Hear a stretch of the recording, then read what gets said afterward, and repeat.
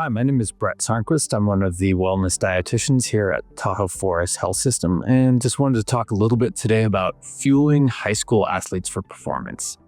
It can be definitely a little bit of a fraud issue, and I know you've probably seen some of the other videos with some of the other dietitians and doctors here at the health system. But today, what I'm really going to focus on is the actual performance aspect of nutrition. And so with high school athletes, I really like to do two main things. The first is to keep it focused on performance, and the second is to keep it simple.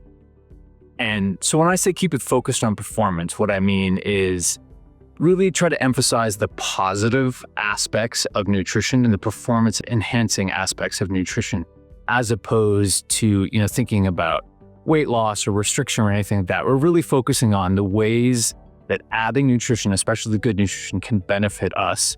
And I really like to emphasize benefit the team as well. It's not just about the individual. And I think that's actually probably the healthiest way to talk about it, is to talk to the whole team and emphasize kind of the power of nutrition to make the team better. So, when I say keep it focused on performance, I think one of the things I like to really emphasize is just that performance nutrition doesn't have to be complicated, but it does have to be consistent. And so I like to emphasize, eating across the day, meals and snacks, and then balance is probably the other big word. So that means making sure that your athletes are getting a balance of nutrients. That's carbohydrates, that's protein, that's fat. There's always trends, available out there, towards low carbohydrate or super high protein, all these other things. But just remember that kind of a mix of all the nutrients and spread evenly across the day can give your athletes good, steady energy, and then help them heal, help them perform, help them kind of stay at their highest level. Nutrition can definitely get complicated, but, try to avoid words like bad, good, unhealthy, healthy, and just be aware of your own biases too. A lot of us learn things, back in the day or back when we were athletes, and we bring some of that baggage with us, but try to kind of let that go and just focus on the really simple things, making sure they're fueled, making sure it's a good balance of nutrients, and making sure that they feel supported and they realize this is a team thing, not just an individual thing.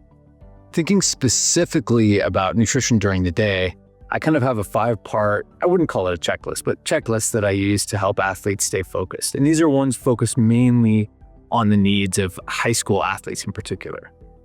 First thing on that checklist, I always emphasize, is eat breakfast.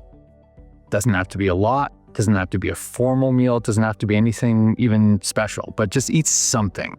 Whether that's a little bag of homemade trail mix that you portioned out for yourself, maybe some Greek yogurt, some fruit and nuts mixed into it. Maybe just bagel with, smoked salmon and cream cheese if you're more of the savory type. It can be a really traditional breakfast, but it doesn't have to be. Making something like a big batch of muffins once a week so you have that grab and go as available would be perfect. But just make sure you do something in the morning and encourage athletes to have a good, solid breakfast. Second is, on game days or competition days, emphasize the importance of getting a meal about 3 to 4 hours ahead of time in order to kind of top off that fuel tank. It doesn't have to be a big meal, and it should be something kind of light and easy to digest and some food that they're familiar with. No experimenting on game day. And just make sure they get that meal in 3 to 4 hours, give it time to digest and kind of top off those stores. Another thing I like to emphasize, especially if athletes have skipped lunch or if they've had an inadequate lunch, is making sure that they have a good light snack about 60 to 90 minutes before practice or games. It doesn't have to be anything big. We're just talking about a bar, a piece of fruit, a little smoothie, something like that.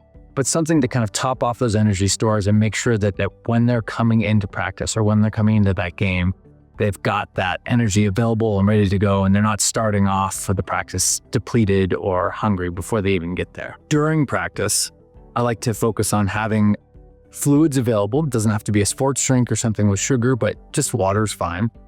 And encourage athletes to drink to thirst. I wouldn't push any athletes to drink, and I wouldn't say, set number goals or anything, but have it available and make sure they know that there's time when they get thirsty or when they're feeling overheated to make sure that they can drink to their own level of thirst, and encourage that without necessarily setting a specific number goal. And finally, and also maybe most importantly for future performance and recovery, I like to ensure that all my athletes always have a snack immediately after workouts, especially anything hard or intense. If you're doing double days, if you're doing intervals, if you're doing races, things like that, make sure you've got that nutrition lined up, ready to go, and aim for that 20 to 30 minute window immediately after practices and games to kind of replenish and rebuild what you need there. So to reiterate, when you're emphasizing power of nutrition for high school athletes, keep it focused on performance and keep it simple. So eat well, play well, stay healthy, and thank you for watching.